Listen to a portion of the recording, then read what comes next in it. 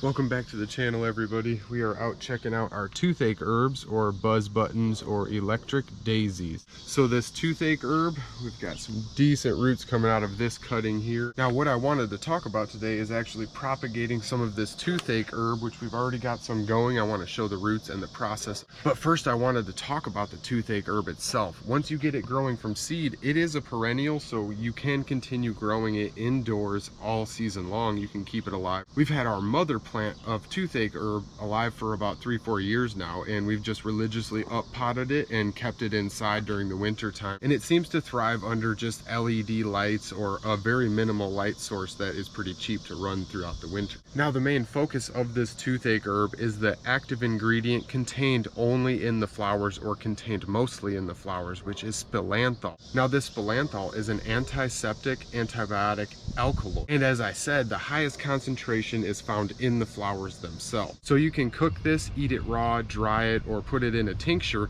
and this is used for mouth or skin irritation and inflammation. The most common is just rubbing it right on your gums or chewing on it to make your gums numb, hence the name toothache herb. This actually decreases pain and has anti-inflammatory properties. And due to the anti-inflammatory properties of this plant, it is very good for your skin. It heals and slows any type of inflammation because the active ingredient, spilantol, slows that migration of those inflammatory cells to the affected area. Now, some more uses for this toothache herb. If you have dry mouth, you can chew on one of these or just kind of rub it on your mouth, and it's supposed to activate your salivary gland. This toothache herb also contains a complex carb polysaccharide called RGAL. I'll put the full name on the screen. I didn't even want to try and pronounce that. Now this complex carb actually aids in the healing of your stomach lining and reducing inflammation and promoting cell growth. I got one more cool factor for some of you out there. If you like to eat toothache herb and you like to drink alcohol, you will be drunk longer. It slows your metabolism of the alcohol and the processing of the alcohol in your body. Okay, on to the real purpose of this video here. So we've got our toothache herb. I wanted to show everybody taking a cutting from that, but I also wanted to show the transplant process. These are fully rooted off of a cutting. We've got a massive amount of roots coming on there. Just a lovely looking plant. Now this was the smallest cutting I had done off of our toothache. We got one good leaf that we had from our cutting, and then we've got a brand new growth right off of the base of the roots. So we did well with this one. You can see that the last node is where we had growth and root growth. So vegetation and root coming off of the same, and it doesn't take a massive cutting to be able to get those to root up and turn into a whole new plant. All right, so let's pull our toothache herb over here that we've been cutting from. There is no flowers. I've been pulling all of the little flower buds off.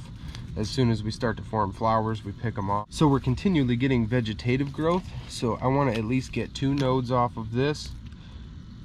So I'll pull those large leaves off and show everybody. I will strip these bottom leaves here. So we've got some of our aloe vera cut.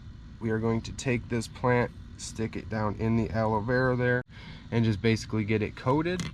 We can take this, stick it right into that little cell there, and we've got ourselves a plant that has about a 90% chance of taking root and growing into a whole new copy of its mother plant. So I just wanted to note real quick that we were using nodes to promote root growth, because I don't find that these will actually throw a whole lot of roots off of their skin. I'm finding that most of their undifferentiated cells are contained in the actual nodes where they're throwing off growth. So that is where we are finding that we're getting good root growth from. So when you're taking these cuttings, you probably want to have one of these nodes very deep down in so you can get some decent root growth, and especially in the summer here, so they stay moist and don't get too hot from the baking sun there. I'd just like to thank everybody for watching these videos, and hit that subscribe button if you haven't already, hit that like button, and if you've got any questions, drop them in the comments below. We always love answering everybody's questions. And I want to issue a big thank you to all of our subscribers now and all of our viewers. We just hit 5,000 and we are happy with that. We're going to continue to better ourselves, hopefully get some better camera equipment, and